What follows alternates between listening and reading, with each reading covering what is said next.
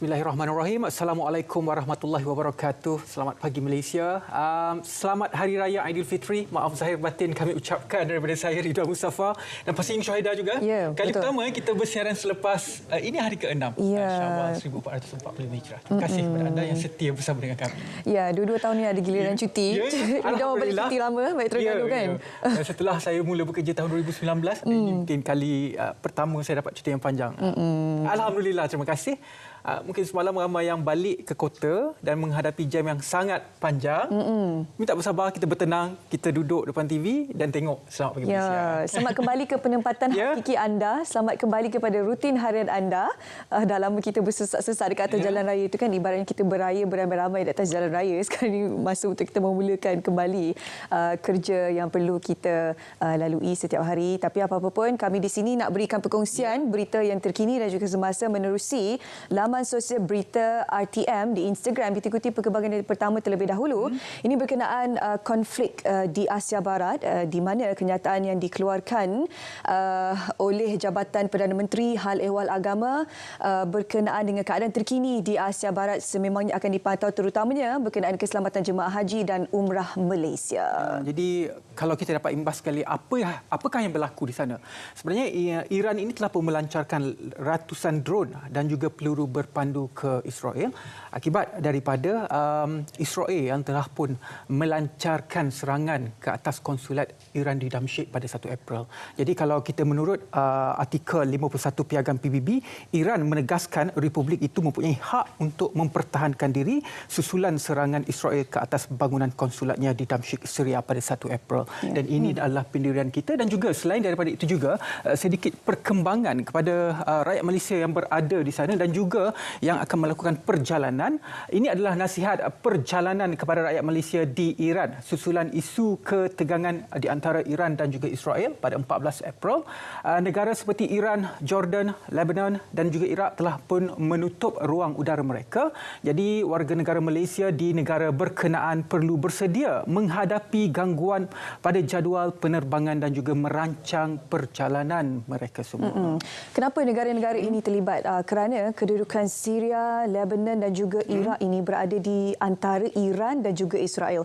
Jadi apabila peluru berpandu drone yang dilancarkan, mereka akan melalui ruang udara ketiga-tiga negara yang terlibat ini. Jadi kerana itu, ruang udara tersebut akan ditutup untuk memastikan keselamatan perjalanan penumpang yang menggunakan pesawat-pesawat domestik dan sebagainya untuk dialihkan. Jadi perjalanan itu secara tidak langsung akan terganggulah. Apabila perjalanan itu ditukar laluannya, akan memakan masa yang panjang. Jadi perlu penyusunan daripada pihak penerbangan dan sebagainya. Jadi anda perlu menjangkakan akan ada delay lah kata orang apabila anda ingin melakukan perjalanan untuk ke barangkali Eropah, ke negara-negara barat. Ketegangan yang berlaku ini bukan dalam kawalan kita, cuma kita perlu sentiasa mendoakan agar konflik ataupun kemelut yang melanda di Asia Barat ini agar ini segera diselesaikan kerana kita tidak mahu impak ekonomi itu akan terkena negara-negara lain seperti kita lah di Malaysia. Jadi itu sedikit perkembangan tentang konflik yang berlaku di Asia Barat. Tetapi tahukah anda sepanjang minggu lepas bukan sahaja kita menyambut Hari Raya Aidilfitri kepada semua masyarakat yang beragama Islam, ada 5 lagi perayaan yang disambut. Pertama adalah Ugadi, yang kedua adalah Tahun Baru Tamil, Waikashi, Hari Vishu dan juga Songkran. Kalau kita lihat di bawah daripada Hari Raya Aidilfitri ini, lima yang lain ini adalah sebenarnya perayaan juga Tahun Baru. Contohnya Ugadi, Tahun Baru Tamil dan juga Hari Vishu ini. Dan juga Songkran juga merupakan penanda kepada hari pertama ataupun Tahun Baru dalam kalender Buddha. Jadi itulah kepelbagaian masyarakat Malaysia. Boleh jugalah berkunjung ke rumah-rumah kalau ada yang buat open house dan sebagainya. Kita sambutlah apa saja perayaan yang ada di Malaysia ini.